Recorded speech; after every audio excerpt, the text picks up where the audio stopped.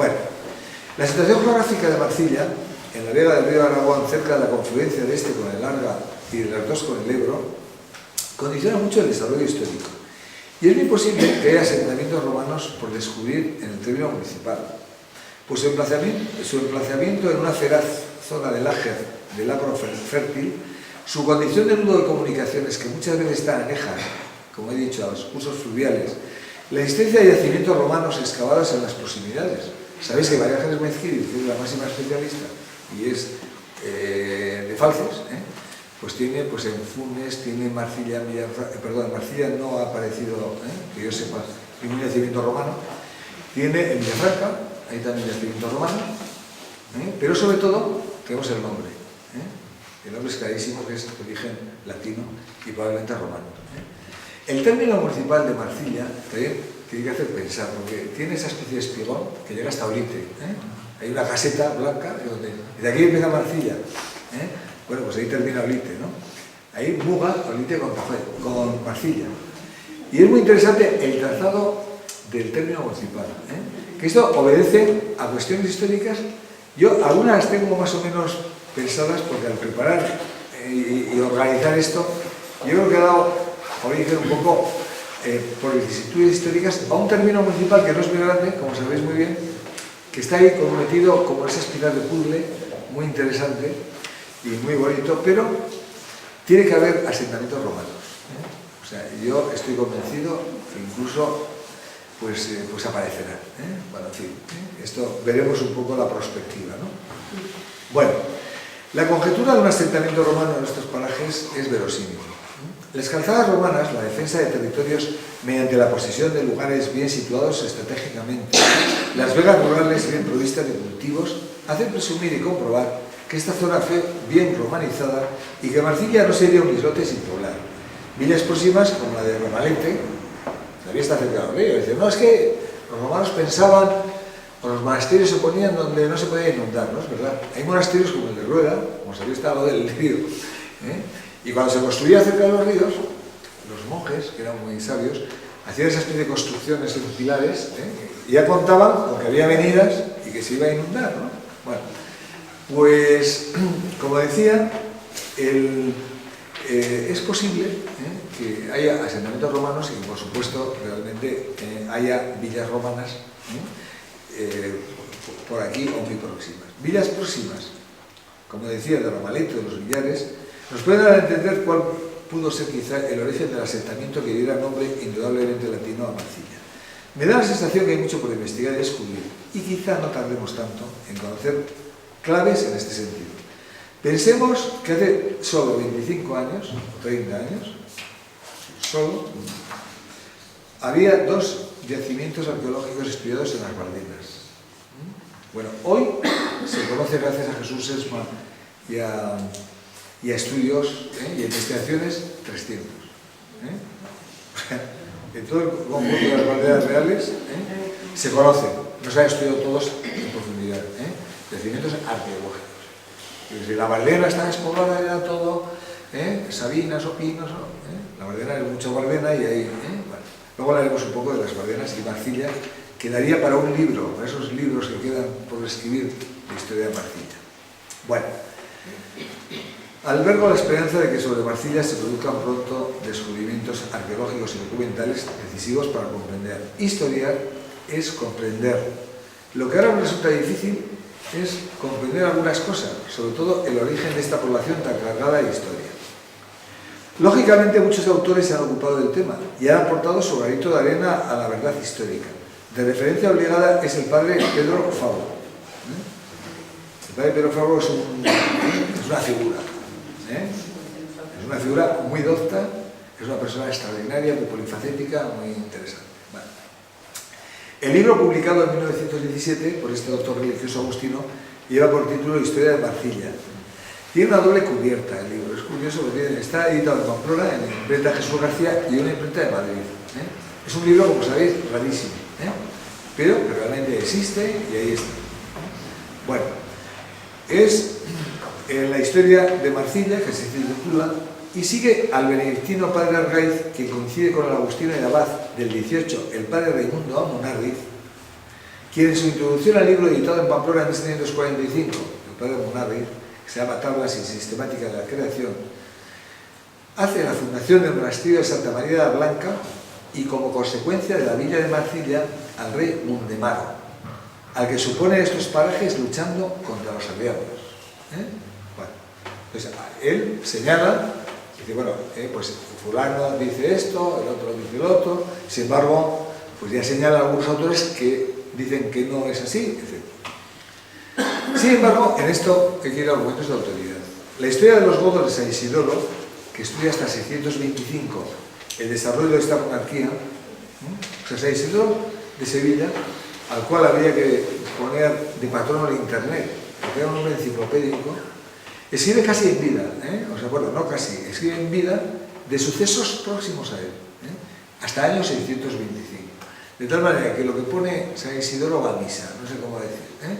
Y ahí vemos lo de Lite, que lo detalla con una, vamos a decir, precisión tremenda. Lo mismo tenemos con otras fundaciones de la época como Victoriaco, que son ciudades visigodas. Bueno, entonces, yo creo que realmente los argumentos del padre Pedro Fabro y de otros autores que él realmente cita no tienen la consistencia de que esto hubiese sido narrado por lo mejor de los historiadores realmente, que era en aquel momento San Isidro.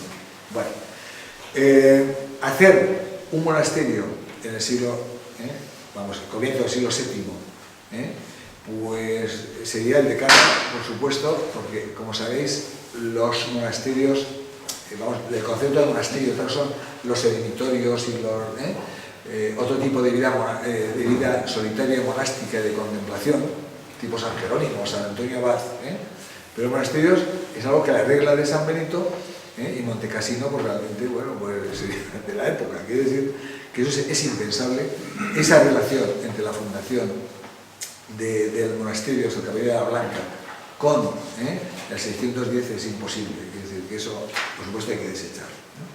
Bueno, por lo que sabemos de Gundemaro, rey ya dentro del reino visigodo cristiano, tras la conversión de Recaredo y el tercer concilio de Toledo, no tuvo campaña relevante contra los arrianos. Ni estos cabe situarlos en zonas próximas a Marcilla, ni es verosímil, como dice el padre Munarri, que la Virgen Blanca fuese fabricada por el evangelista San Lucas de Antioquía y traída a España.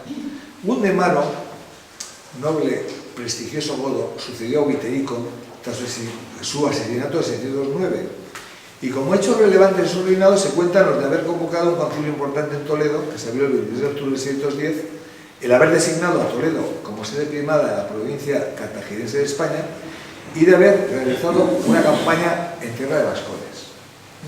Sobre los vascones, sabemos lo que nos cuentan los romanos o lo que nos cuentan los cronistas. Es decir, no hay un escritor vascón, ni hay una ciudad vascona que llega. Entonces nos cuentan que era un pueblo que se corría.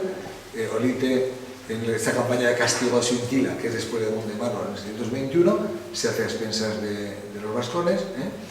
Entonces, sí sabemos que Gundemaro realmente pues, estuvo en alguna de estas campañas contra los vascones. O, digamos, para conseguir dinero o pagos de los vascones. Bueno. Murió Gundemaro de muerte, llamemos natural, cosa rara en estos reyes electivos. Sabéis que estos reyes electivos se los ventilaban concretamente a su antecesor en una comidita con comidas muy apetitosas, tipo recetario de Marcilla, pues murió envenenado, ¿no? Bueno, pues este murió de muerte natural. La crónica le sucedió Sisebuto, como sabéis muy bien, los que os acordáis de la lista de reyes godos, y la crónica por todo un pseudo isidoriana, que es un texto latino, pues anónimo pero muy interesante, dice de Gundemaro que en sus 2 años de reinado no hizo nada bueno salvo oponer resistencia al rey de los romanos y humillar a los vascones.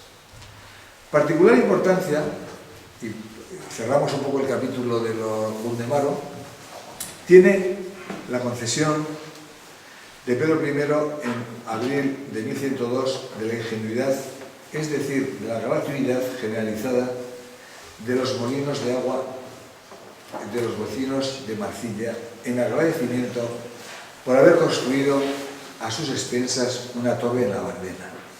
Este es un documento vital, propio de ser enmarcado también en pergamino. Es muy interesante el documento. Este diploma, conocido y publicado por la Carra y Ubieto, sabéis, pues son historiadores que conocen perfectamente. La Carra tiene una colección diplomática muy interesante sobre la reconquista del Valle del Ebro. Ubieto tiene un libro y un artículo que trata sobre las fronteras de Navarra. Todos ellos recomendables para los que quieran profundizar. Para aquellas personas que quieran sacar una título del NOR, pues realmente hay bastante bibliografía en este sentido. Y está publicado este documento. La concesión de este documento de 1102 no se hace a un señor, como se solía hacer, a un tenente de una tenencia a la que se había encomendado la defensa de una fortificación, sino al conjunto de los vecinos de Marcilla. Esto es algo original, o por lo menos singular. Como muchas veces hace concesiones a fulano de tal, pues tenente Adolfo Senosén, tenente de la tenencia de Funes, o personas que realmente, concretas, que se han distinguido. No, aquí es el conjunto de vecinos de Marcilla. Bueno, muy importante, considero yo, que es este aspecto. Estos, los vecinos de Marcilla, debían tener para construir y mantener esa torre observatorio, una torre de observatorio, seguramente en línea con otras próximas encomendadas, estas a tenentes o nobles. Debían tener medios suficientes e intención de contribuir a las labores de reconquista en esa tierra de nadie que era la comarca de las Bardenas, en la que el castillo de Peñaflor y otros castillos, realmente como el de la Estaca. El castillo de la Estaca es muy importante también. Bueno, esto no lo tengo escrito, pero bueno, me sale al paso. En 1204, y ninguno de nosotros nos acordamos de ello, pero bueno, se fundó una hermandad de frontera, de las cuales todavía perdura alguna, por ejemplo, pues en Torralba, aquí en la persecución, hay todavía cosas bonitas, o los ballesteros de Cintruénigo.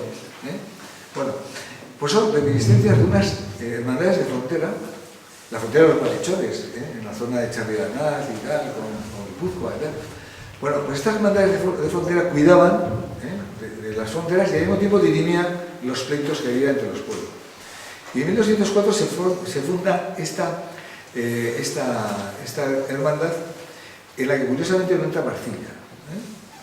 Digo curiosamente porque entran poblaciones de la zona, hoy constantes y inmigrantes, como también Marcilla, de las Bardenas, y también navarras y también aragonesas. Bueno, es un tema muy bonito, no lo sé por qué, y habría que verlo. Quizá tendría que ver, a lo mejor, porque la influencia de la oliva, que sí que estaba en la hermandad, o de alguna de las villas, en las cuales estaba hermanada, que pudo ser Funes o alguna de ellas, o Falces, pues podría entrar ahí y estar asociada, pues Marcilla a ella. O quizás sería a lo mejor por la falta de focos. Otra cosa curiosa de Marcilla es cómo no aumenta de población, y los registros de fuegos que tenemos de población no son muy numerosos. Sobre todo los que ha estudiado Juan Carrasco del siglo XIV, pues no tenemos unas poblaciones asentadas como en otros lugares que tienen menos importancia, vamos a decir, documental o histórica.